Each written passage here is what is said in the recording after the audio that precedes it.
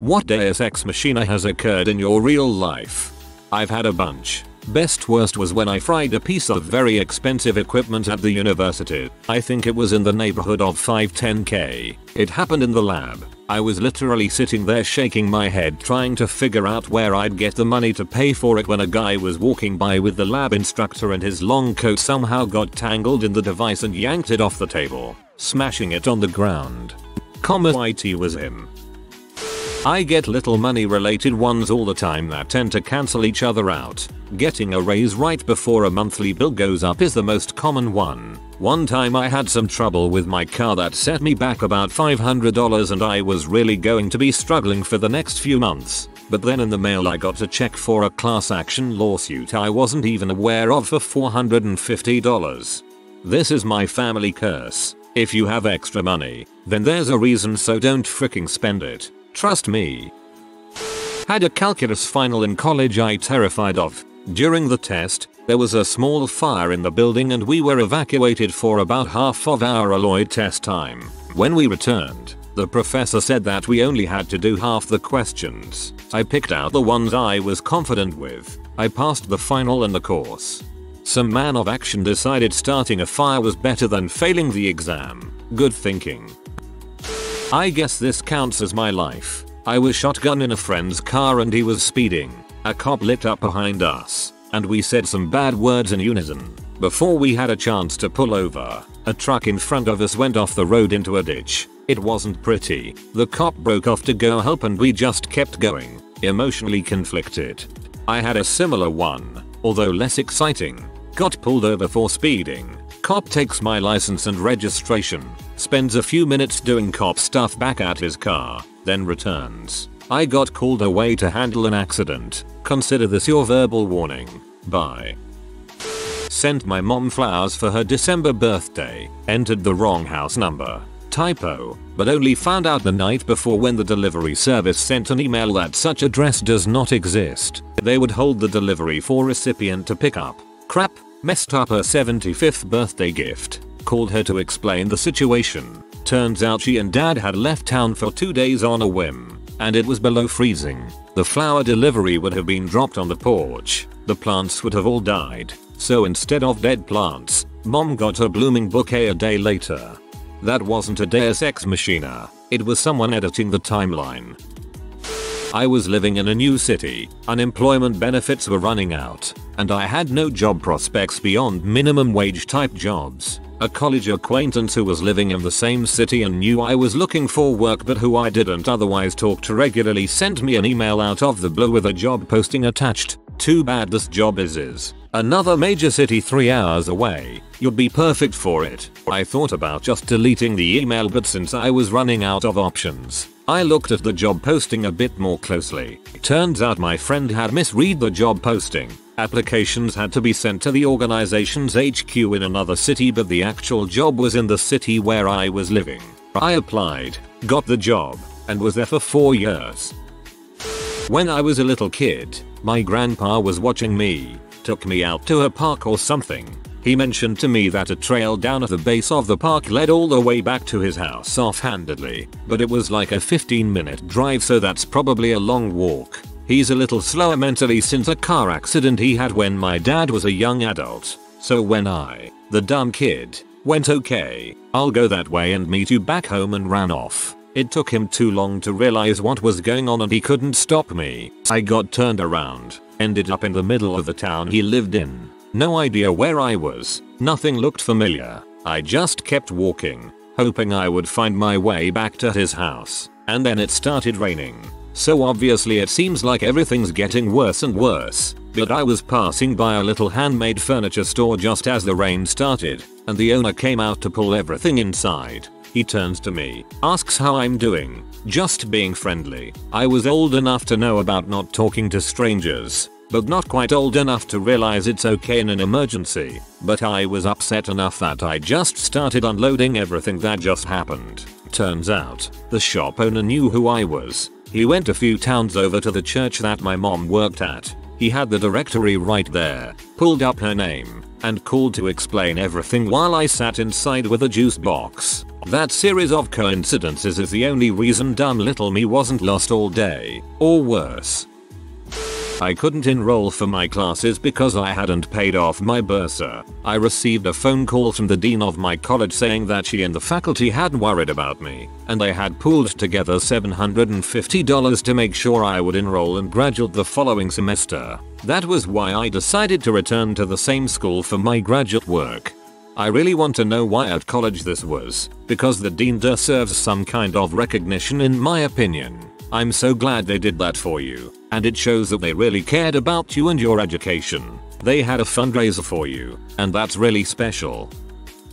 I got pulled over late at night with a car full of my band's equipment. It was rainy and didn't see the cops for about 5 minutes behind me, and I was speeding. I finally pulled over near a four-way stop when I saw them turn on their lights. The police seemed really suspicious for some reason. They asked me if I knew anything about a robbery that had taken place a few hours earlier at a music store. I had a crappy car full of shiny drums and amps. When I showed them my license with a picture about 2 years older, they were like, "This is not you." I had lost weight and changed my hairstyle. I figured I was at least getting a speeding ticket if not worse. Suddenly a Camaro and some other racing type car come through the four-way stop doing about 80. The cops just got in their car and went after them. I was just sitting there in the darkness like, "So, can I go home?" China has this program where they let American kids of Chinese descent tour the country for free, meant to encourage immigration and stop brain drain. It was a wacky disorganized mess, but the kicker was that on the 2 connecting flights we were supposed to take to go home, my little brother and 2 other kids were too young to fly without an adult. The tour guide just dropped us off at the airport and yeeted out of there, and the oldest of us was 16.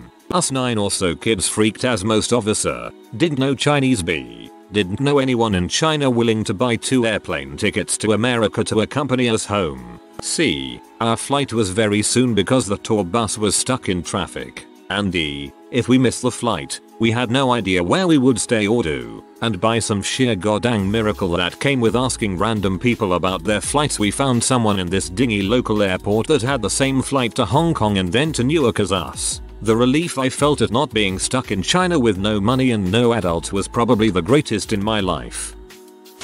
Be broke. House in foreclosure. Going through bankruptcy. Unemployment. Dry. Food stamps. No loan or receive. Getting hungry. Going through old backup drives and I find a Bitcoin wallet with 1 Bitcoin. I don't even remember getting a Bitcoin when I was into mining 7 years ago. $14K can certainly keep you a bit over water, but act fast and get a new job quickly.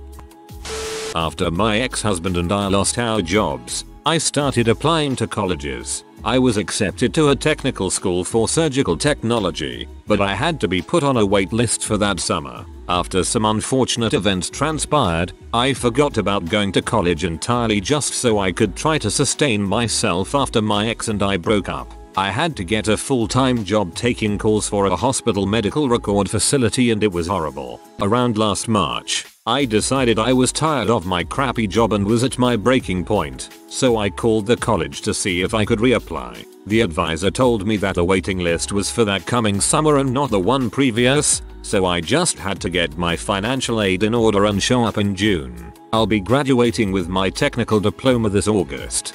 Congratulations. I'm glad things have worked out so well for you. In the armed forces and lost my uniform foul weather jacket. These things are expensive and have a deployment up and coming. Crap, I have to get one out of pocket. Suddenly in the deployment brief a chief announces that we are now all entitled to a spare set of boots and foul weather jacket. So yeah, spare. I was in college struggling to make ends meet when I got scammed out of $200, which was a fortune for me. I was making $8.50 an hour and it was practically a week's earnings. Out of nowhere one of my co-workers put me in touch with her neighbor who offered me a gig that paid in one day what I lost to the scammer plus what I would have earned had I not taken off my other job to work the gig. One time my girlfriend and I got into a massive argument over the phone while she was away on holiday. She was about 1 hour away on a train, and I felt really bad for about 3 days afterward since I wanted to make it up to her face too.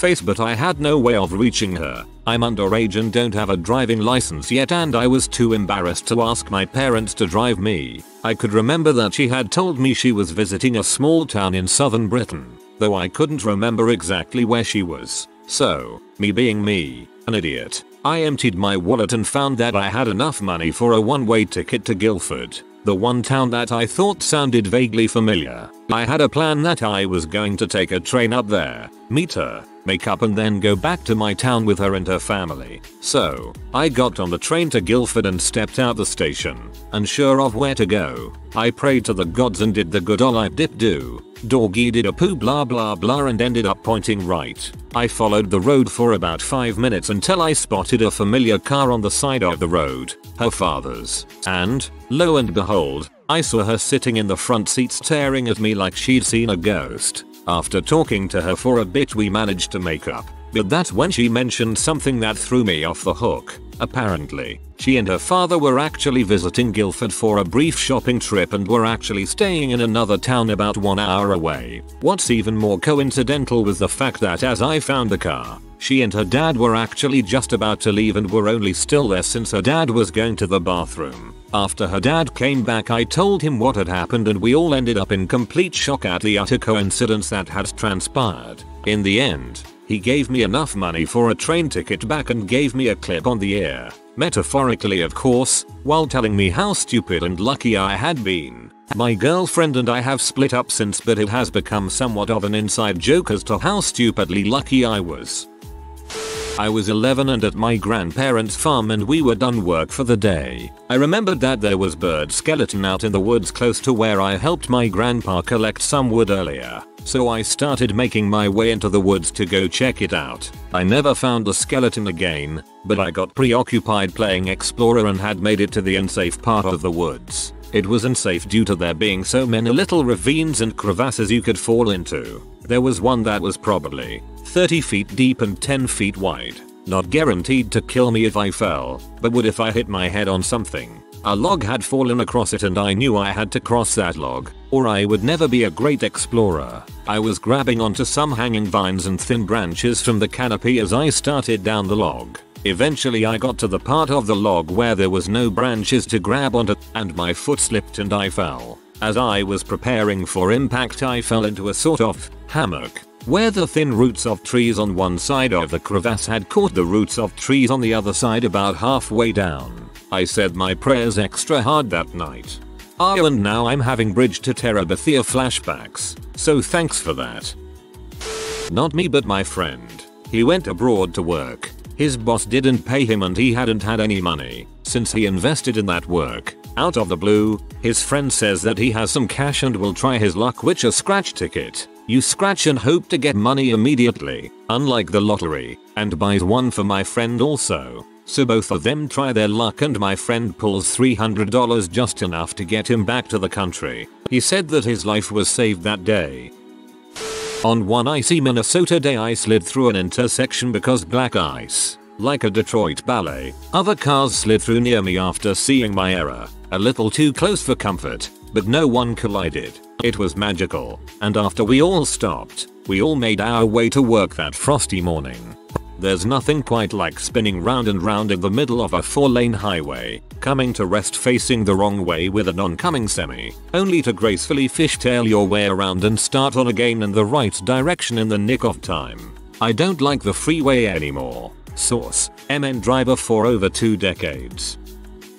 This one is like fourfold. Hold on to your butts. So I was in a bad way with my business freelancing and desperately needed a regular job to get me through. My skills are pretty niche. I'm a video producer editor with a specialty in equine content. So I started off applying to a bunch of jobs near where I live as a producer editor. No luck. Then I see a listing for an awesome job 4 states away where they need a producer editor with an equine specialty. Boom, that's me. I land the job and move to the new state. It's the highest salary I've had in my life. 22 years old, making really good money. It ended up not being a good fit. Some of the staff didn't like that I was so young. So I was let go. Went into serious depressive spiral. Never left my apartment for weeks. Living in a city 8 hours from home with no friends and no network to help me out. Another local equine agency called me up and offered me a job on the spot. Not as good pay, but still really solid. I liked the job, but I wanted to move back to my home state to be with my GF.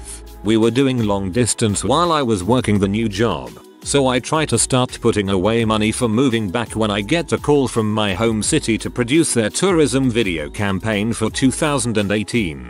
I'm over the moon. I pitch the project and land it. Tell the agency I was working for that I want to move back. They offer me the opportunity to work for them on a consistent freelance basis. It's been a wild ride these past 6 months, but it was worth it.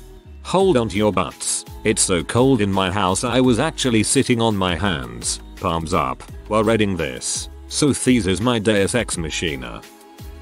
About 15 years ago, there was a really popular bot for RuneScape called RuneBot that could repeat basic actions. It's against the rules to use bots, but many people don't really care. I was tempted to try out the bot myself but decided against it after hearing it was lagging badly. The next day, Jagex, the company that made the game, wiped the accounts of around 2,000 players who were caught using RuneBot within the last 24 hours. Had I given in to the temptation, my account would have been wiped. I have a RuneScape Deus Ex story too. I was killing green dragons. First time ever. K comes along and starts shooting me with his mage short bow. I'm about to die when the dragon walks up to him and hits him with a dragon breath attack, dropping him dead in one shot and leaving all of his loot for me to take. Well, it wasn't to me personally, but it did happen to my family. My great grandmother passed away during childbirth back in Italy about 60 years ago. When they went to bury her, someone had stolen her wedding ring. My great grandfather was despondent over that, but what could be done? They moved to Canada a year or so after that. Fast forward 50 years and my mom and aunt were in a consignment shop and noticed a ring. A ring that looked just like the one my great grandfather told them about. A ring with the exact same inscription on the inside, with the exact same maker's marks, with the exact same fairly rare names and the exact same spelling mistake. What are the odds? I'll never tell me the odds. 2. 1. Our car broke down, and just as we were trying to figure out what to do, our cousins drove past and helped us get the car to the dealer and gave us a ride home. 2. The other day, my sister and I were walking home from the grocery store, cause in the shop, in the dusk, and a creepy guy started to slowly follow us. We walked faster and faster until we were almost running. Suddenly a car honked and we looked up and our godparents had just pulled into the parking lot and called us by name. The guy had disappeared, but they immediately told us to get in the car and they gave us a ride home. Talk about the cavalry arriving at the right time. Back in college, about 10 years ago, I took a trip to Tennessee for a fraternity conference. I had been drinking a bit with some friends when we decided that we wanted to save a little money and drink in our hotel. That meant that one of us had to walk to a liquor store to buy beer. We ended up playing rock, paper, scissors and I lost. So I walked the 4 blocks through a somewhat sketchy neighborhood. On my way there, a homeless man started to talk to me and walk alongside me. He told me that he knew the way to the liquor store, and honestly he seemed harmless enough that I just let him tag along with me, and I decided I wanted someone to talk to anyway. We got to the liquor store and he said, "Sir, if you buy me something, I'll be your best friend." I was a little buzzed, so I told him to pick out whatever he wanted. He walked over to the fridge and grabbed a tall boy of Miller High Life. I asked him if he wanted anything else and he said, "No, sir, this is all I want. Thank you. God bless you." I bought it for him, got myself 2 cases of beer and we walked out together, him following me. I turned around once I got outside and the dude just disappeared, like ninja vanish. It was a little unnerving, like he was a god of ancient myth or an angel just turning into mist. Not to be deterred, and still pretty drunk, I started to walk back to the hotel. I turned down a street that looked pretty deserted. I found myself on the darkest, most deserted part of the street when around the corner came 4 guys walking in a group toward me. My plan was just to keep walking, but when we got close, they stopped me and demanded that I give them some beer. Still being drunk and invincible, I said, "Nah, man, I'm good. The liquor store is just around the corner." The same guy got a little louder and said, "I don't think you heard me. I want your beer, and you're going to give it to me, or I might hurt you." Again, I said, I don't think so, and started to walk past them. The guy put his hands on me, and then like freaking Batman, the homeless guy dropped from the sky into middle of us and started screaming, "This is my best friend and you better leave him alone. He's the best friend I ever had. Yada yada." He made so much noise that a police officer about a block away came driving over and turned on his siren. Crowd dispersed immediately and I just stood there, alone with my beer and walked back to my hotel. Never saw the homeless guy again. To this day, I'm still not sure he was real. Maybe he's still out there, in the shadows, a silent guardian, watching over you, a dark hobo. Got popped for speeding. Truck at the time didn't have a working dashboard so I didn't even know. Was just going to take somebody to work. Total drive time like 8 minutes. Anyway, pick up my passenger and start out. Get stopped doing like 40 something in a 30. Cop asks for insurance. Didn't have any on the truck yet as I had just inherited it. Anyway, got insurance next day on it. Set up a meeting to talk with the state's attorney or whatever and they basically told me they'd toss the insurance charge and I'd plead guilty to the speeding. So court day I get called up and the judge says I'm being charged for speeding and no insurance. State's attorney is right there so I'm like excuse me, so she pulls me aside and apparently just forget we'd had this discussion. Says to go and get my insurance card and come back. I do. I head up again and the judge repeats himself. Attorney lady says the state would like to drop all charges and just sat there. The judge even says okay, well I can understand the insurance charge but why the speeding charge? Attorney says nothing. Judge says okay and I didn't get charged anything. Sounds like the cop didn't show for the trial. I think they have to drop all charges. The state's attorney may have been stalling for the cop to show, but he never did. Was on my way to work one day during the winter a few years ago. It had just snowed. I didn't have my snow tires on, and I was running a little late. Went around a particularly tight corner too fast, lose control and end up in a snowbank. Tried to back out myself. Didn't work. Within a couple of minutes an old friend of mine from high school is coming down the road in a pickup truck. He had been plowing the streets around where I spun out. He pulls me out. I thanked him and go on my merry way. Best part, I got to work on time. Not with me but with my cousin. He was backpacking in Argentina, and his poor money management skills left him without money to go back to Brazil. He also didn't have a bank account and his phone was broke. When I finally did make contact with him, he told me he don't need the money I would send to him via Western Union cause some strange girl saw him into a museum and gave him $200 out of nowhere.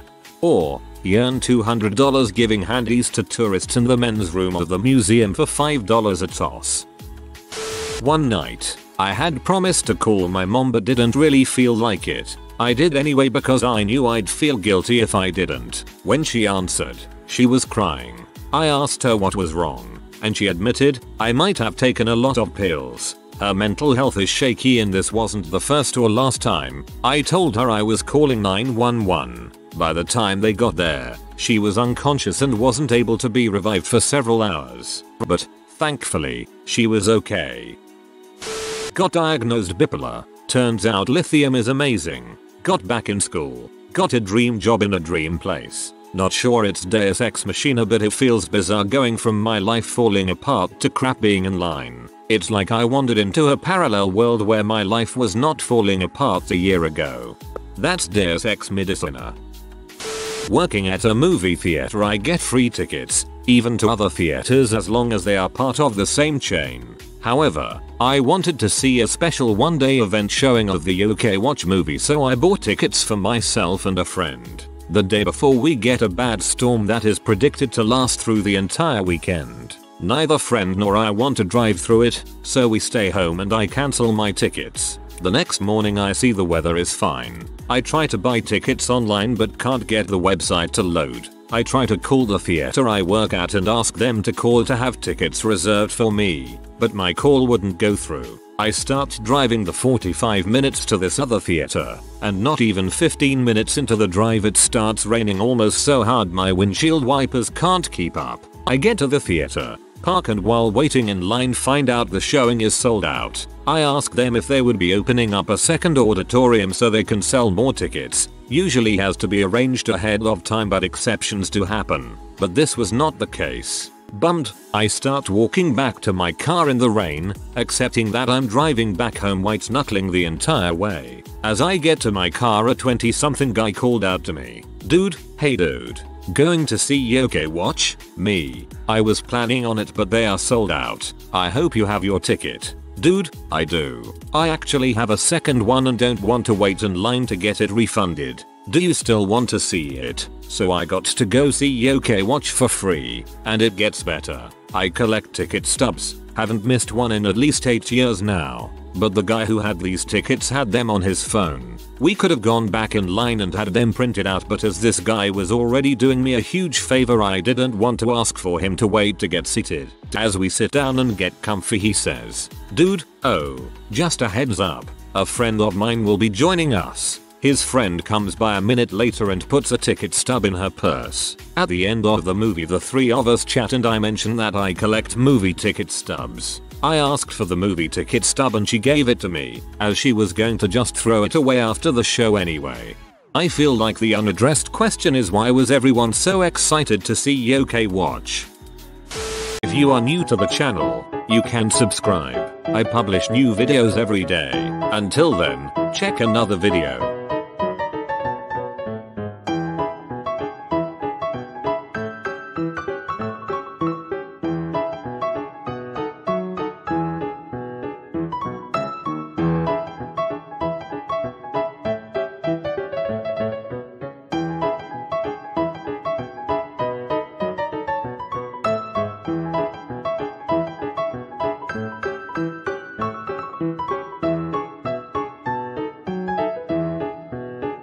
Bye for now.